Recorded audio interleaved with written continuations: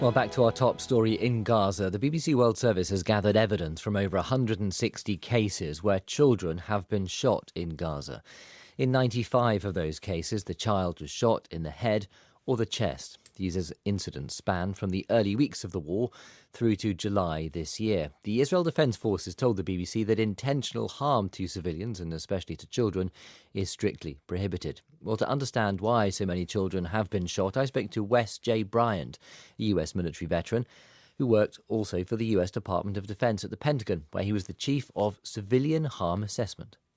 This can be related right to the initiation of the campaign immediately after October 7th, starting with the strike campaign, which is also ongoing, where the IDF really are demonstrating not just this culture of negligence and recklessness in their combat operations and now their humanitarian operations, but really a culture of a widespread dehumanization of the Palestinian populace, demonization of the populace, where everybody becomes a combatant, and this culture of deliberate and intentional violation of international law and the committing of atrocity. You say negligence and recklessness. When we have spoken to the Israel Defense Forces, they've said that intentional harm to civilians, especially children, is strictly prohibited.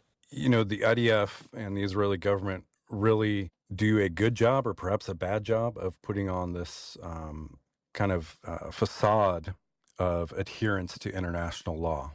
But, the reality, they can't hide from the reality. The reality is we have tens of thousands of civilians killed, including women and children. We have more journalists and aid workers killed in Gaza than in any previous conflict. Gaza is nearly entirely destroyed. We have a humanitarian disaster. So for the rest of the world that's watching, really the moral and ethical world, those claims really fall on deaf ears. You say that civilians have deliberately been targeted in Gaza, but Gaza is a small piece of our planet. People are unable to leave. There is a war taking place there, and as we've seen in every war, non-combatant civilians are killed. Is there another explanation, do you think, other than this being deliberate? There's not another explanation.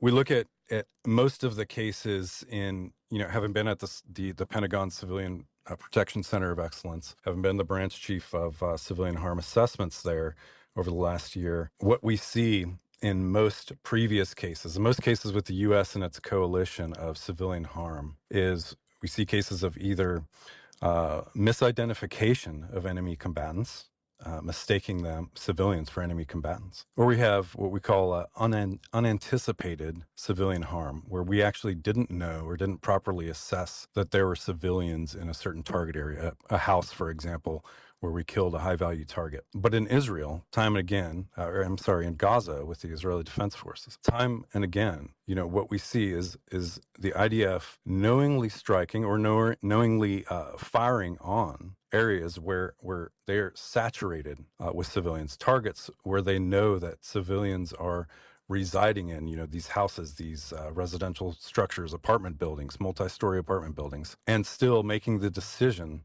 to strike or to fire in these areas, knowing that these civilians are at risk. And then accordingly, killing or injuring dozens to even hundreds of civilians, including women and children, including journalists and aid workers in each incident.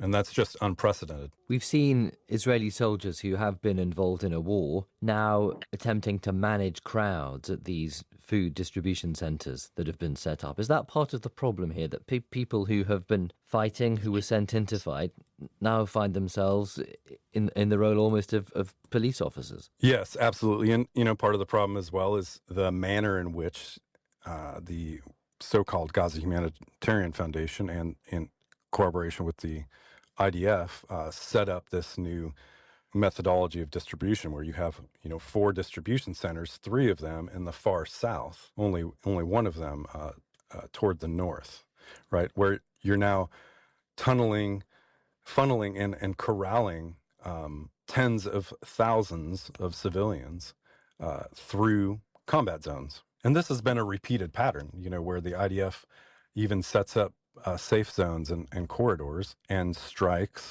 conducts airstrikes or ground fire into those areas. and kills civilians. The same thing is happening just on the ground now, and with soldiers firing at civilians, in so-called self-defense or crowd control. We now have one of my brethren and brothers in arm, Anthony Aguilar, former Green Beret commander, that was on the ground as a contractor supporting the GHF mission, and as we know, has recently put out firsthand witness to many of these atrocities, these illegal acts, the shooting of civilians blatantly and openly. Wes J. Bryant there, former Chief of Civilian Harm Assessments for the US Department of Defense, talking to us from Raleigh, North Carolina.